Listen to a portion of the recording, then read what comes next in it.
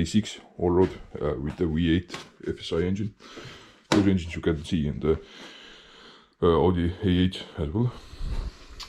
And what I'm going to use today, what service we're going to do, all the filters obviously, cabin air filter, the engine air filter, fuel filter, it's gasoline engine, and the oil filter.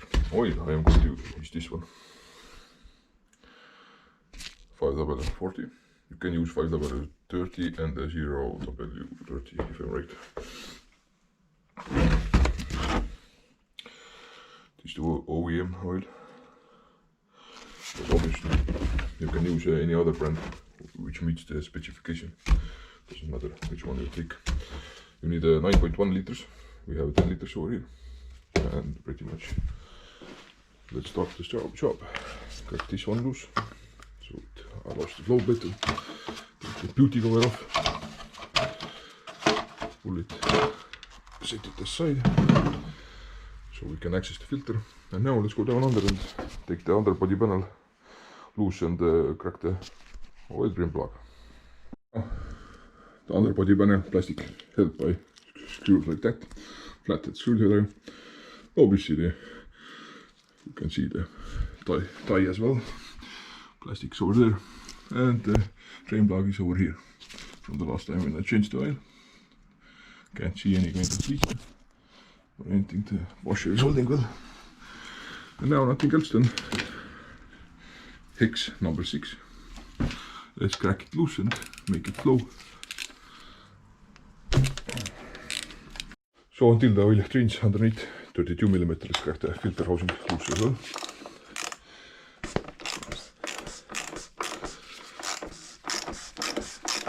While the oil is draining, let's prepare the new filter. Took this old one off.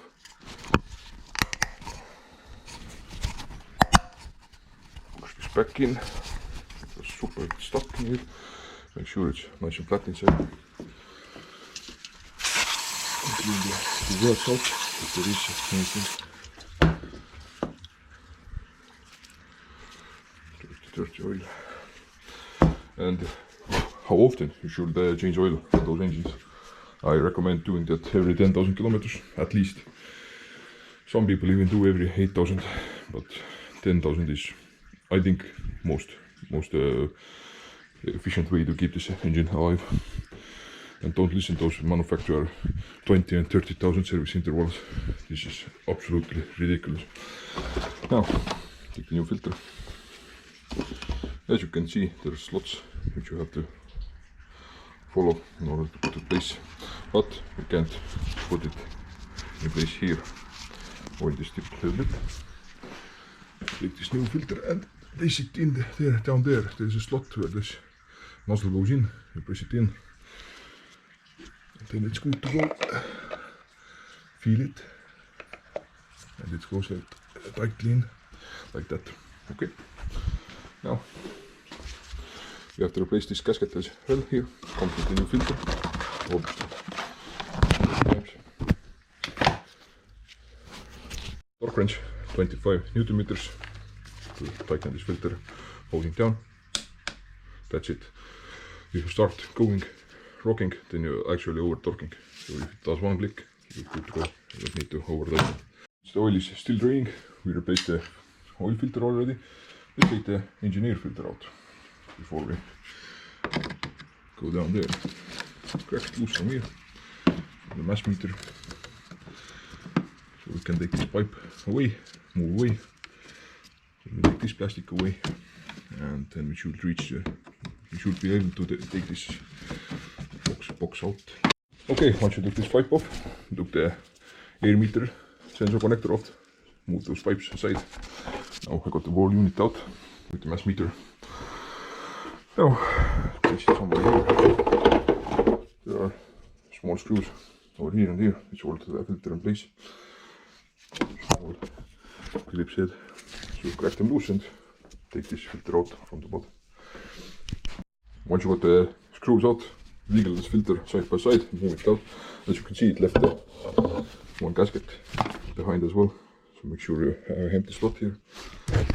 Once you got everything prepped and cleaned, take the new filter. The new filter comes with a small tube as well. Dip your finger in, loop those seals, rubber seals together. Same with this side. So putting things back together go much smoother. After a little battle with the airbox, make sure you don't forget to tighten up clamps. One clamp is over there as well, one is here. Down there it goes into this slot between the pockets or spots. I did release this connection as well for just a second to be able to set it in place properly. Now everything's back on.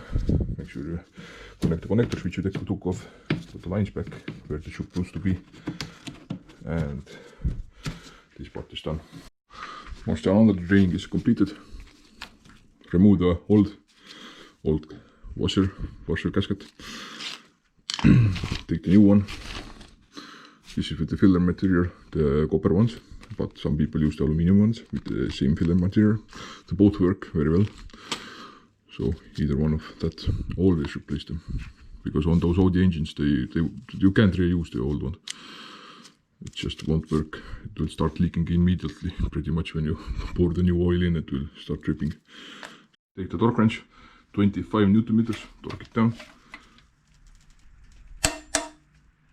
Okay, so we are in specific torque. Clean the wrap away. So new engine oil in, and I will start the car because the filter is dry and empty. Let it run 20 seconds, 30 seconds, shut it off, check the level, fluid level, correct it, and then we are done this part.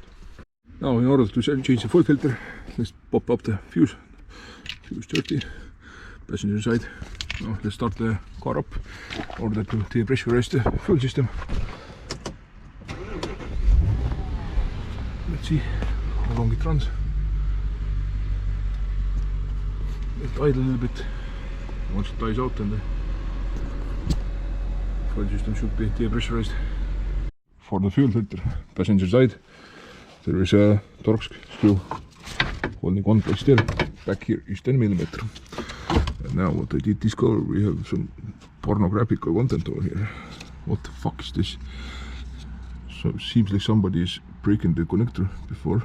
I haven't touched this filter yet while owning this car. Supreme, so I'm not going to touch it right now. I'm going to store, get myself a new fitting. Once the car died out, the system is depressurized. I went to the city in order to get parts for the fuel line clamp, something like that. Let's try to replace it. I took every bits and piece in case I break this one or something. This one, this line one were broken, as you did see. Let's take the vices and let's go undo that and see what we can do with. The old filter, the old connection, which is ruined, can't get it even off. Unscrew it so you can see better what previous people have done. So I bought the new ones. This one is the big nozzle, obviously I don't have to change that, but just in case I took this one as well.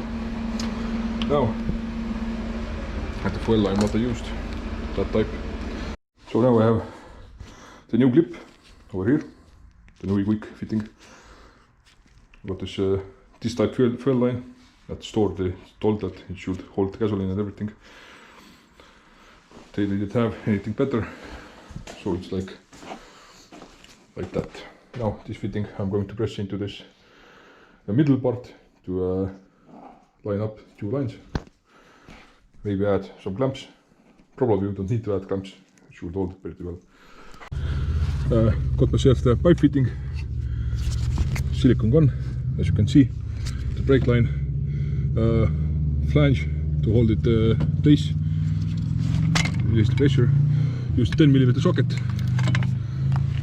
This is what I'm going to put between this is the original line where I'm pressed this in. The clip, I am going to add new fuel line because the old one were so brittle and I managed to mangle it, destroy it. So I'm using this method and that should be good enough to hold the system strong. So the new tube is here, new clip is here. just place it in, turn it aside, doesn't hit anything. Let's see, hopefully this line works and holds, and put the fuel fuse back on, prime the pump, then we can see will it hold or not. Now cycled key a couple of times, you can hear the fuel pump priming. 4 or 5 times should be enough. The car will toss up to some error codes probably, which we have to delete with the computer. Start it up. That's it. Cabin air filter. If you open this box, inside there are 3 bolts or screws, whatever you have there. Then down here are 2 as well. And then this whole unit will fly down. The filter is back there. If you can see where I'm shining the light, held with this cover, there is a clip. It sits right there. You poke your finger in, pull it down, and it comes loose. Now I'll try to pull out those filters over there. Let me see, where are my good thing. Take this like a pick, you can reach much easier. See, comes out. And always remember how they were inside. They're gonna go out, so you know them. Hopefully how to go back. Airflow out of. Oh, they're nasty.